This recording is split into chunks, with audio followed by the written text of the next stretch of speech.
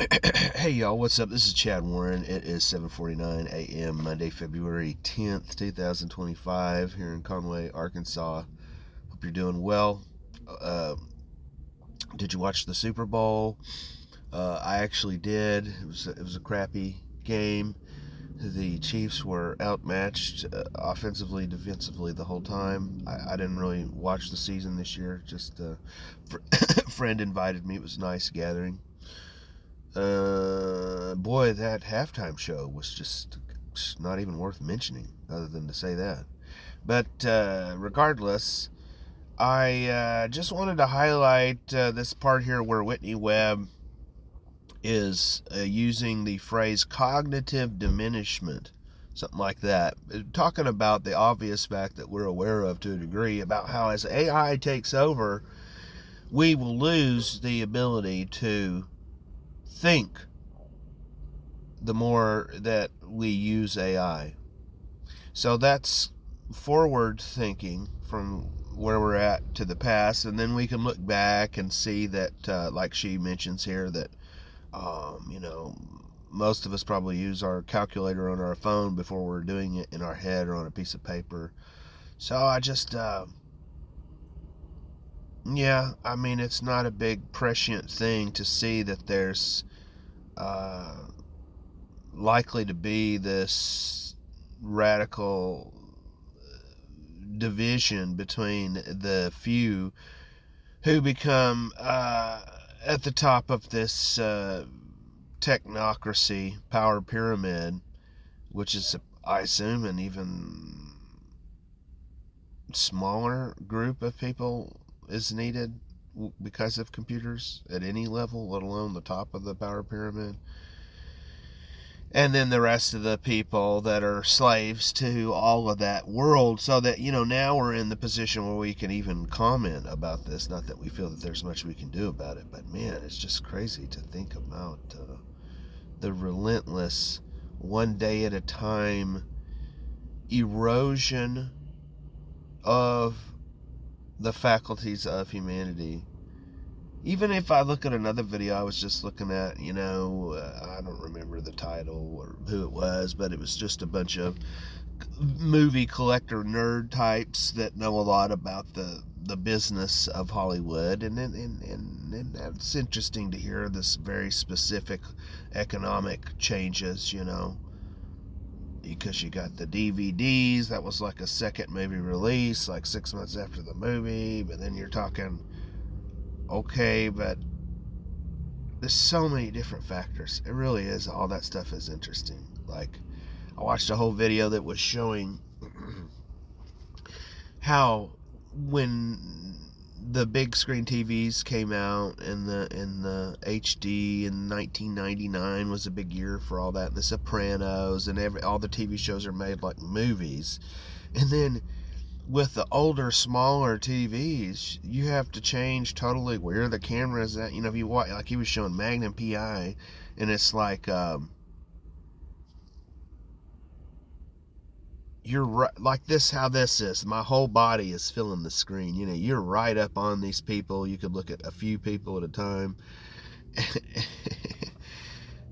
It's just my point in bringing that up is just to show if this it appear I can see that there would have been a command decision to move away from the power of storytelling because they have more subversive big data ways to advertise to us without us knowing and manipulate our behavior subversively through all the data. So I get that, and maybe that's why ultimately it has changed. But looking at it within the frame of economics and a business and all of this, if the powers that be are this overwhelmed by changing over to the internet in terms of controlling speech, where you have all this topic of censorship and whatnot, and Twitter today, or then you have the way that it not only hurt the artists that record music and make movies, but the whole studio. is destroyed by their decision making in there. So that's just a fascinating thing about how is that. Do I really believe that all of these people are incompetent? It's hard to tell, isn't it? It's hard to tell because without getting into the details, obviously Michael Eisner and how he ran Disney is very different than Walt Disney, etc. So, yeah, it's neat to hear somebody that is such at the heart of the politics today talk about this, because I just more and more people are overwhelmed by what's going on, and this chaos and uncertainty, what I would assume would increase people looking to leadership like Trump and Elon, etc., to guide us through this. But the problem is they're obviously not going to do a good job at highlighting these questions about how we should adopt technology. They're just going to try to force some pre-made plan that is not in our best interest, because what negotiating power, if he's about the art of the deal, then shouldn't we be about the art of the deal as his supporters? Because obviously you're going to have to keep him in check. And where is that energy coming from? It just alarms me,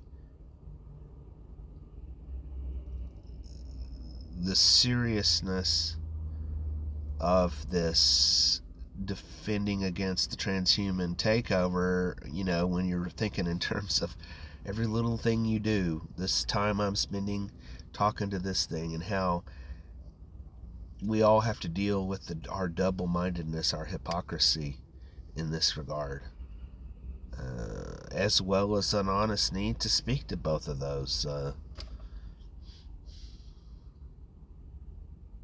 Because ultimately, it's like, what would be, the coffee shop or something would be what you would have to do to replace looking at alt media content like Whitney Webb if we weren't online.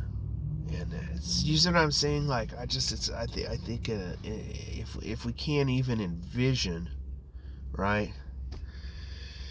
And then if somebody like Whitney Webb is seeing this problem that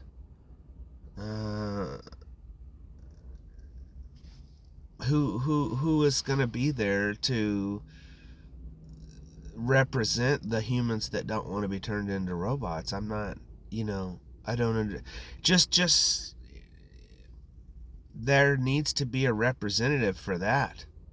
So if Trump can pick Elon to be Mr. Tech, since I assume he's brought in there because the plan will be to go to Mars, and so they're setting him up for leadership in that to send him off there and all that. And, then we need our representative. Who do we want to represent? Who that this natural living. That's just like, I just think it would be very cool to just see more examples of these different groups working together.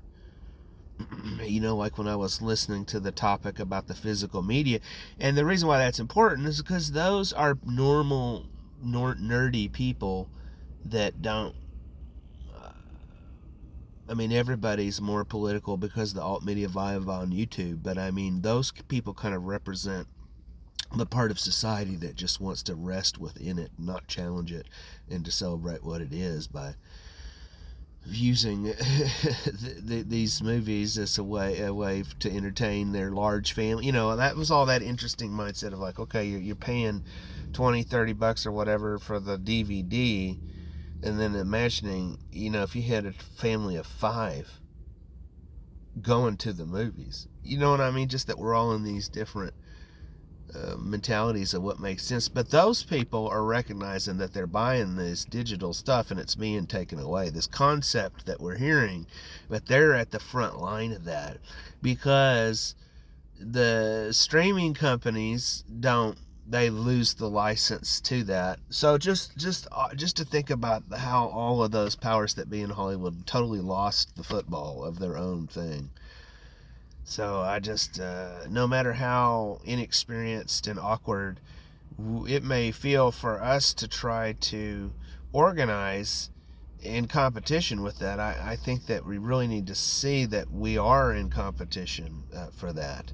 And that the more that we move forward, we're just going to become less and less able to organize because of this topic of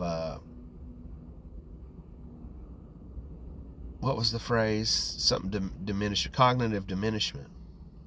So. Tier of people who develop and maintain AI and set and determine what its objective functions are, and then sort of a second class who, which we would assume is larger than the first class, so they don't explicitly say that, but who AI acts upon, and eventually that group will lose the ability to understand and really be able to conceive of how AI is impacting their lives, and will develop some sort of dependency on AI for things like decision making, sort of leading to this phenomena that they refer to in the book as cognitive diminishment, which I sort of see as this idea of, we've all heard it before, if you don't use it, you lose it. Sort of the idea of like mental math, you start using a calculator or a phone calculator or something like that, and it becomes more difficult over time and eventually very difficult to be able to do mental math in your head, when perhaps when you were in grade school it was much easier to do that because you had to use that ability regularly. And so they essentially argue that by not making those decisions and outsourcing that to AI, this particular class will lose the ability to make those decisions over time. And when you also have a fact, clearly, meditation is key, I would think, into helping this kind of a problem, because you got to be aware that you are addicted to technology, and that if we keep going down this road, it's like a drug, and that it will reduce us more and more. And you've got to be less stressed and have more of a buffer to be able to make decisions. So that's what I'm seeing in my mental alchemy. Is like, we need the meditation people. We can get the people that are into the physical media of video games and movies. Those are allies. If the goal is we have to retain our humanity as the transhuman singularity gets ever closer. So that's about it. Let's finish it up here. That there's a lot of effort to sort of outsource creativity, art and music, to artificial intelligence. Will that have an impact on people's ability to create, and what sort of impact will this have on society? And these are things that I think sort of get left out of the public discussion, and I don't think they're really on someone like Trump's radar as a businessman. He's focused on sort of the bottom line, the number, the success of the negotiation. I would like to keep playing that because I'm interested, but I'm gonna leave it to respect that video. I'll put the link in the description to see where she goes with it. But that's just, I think that's a big part of what I was trying to say here, is that the whole time of the election, I was advocating there needs to be a public, open forum discussion with mixed people to talk about how are we going to deal with this technology transition. And we haven't seen anything about that. The alt media is not producing a documentary to discuss the topic. We're just letting Peter Thiel and Silicon Valley big tech assholes run the show. So, anywho, you're still holding on to our humanity. Thank you very much for watching. What is a video I should check out and highlight? Let me know. You can find me at Linktree, Chad Warren, I think it is. We'll pull that up here. Let's see. Oh, got my Doritos cash from last night. Got sucked into the marketing. Yeah, Linktree / Chad Warren. I'll have a link in the description. Thank you very much for watching. Bye.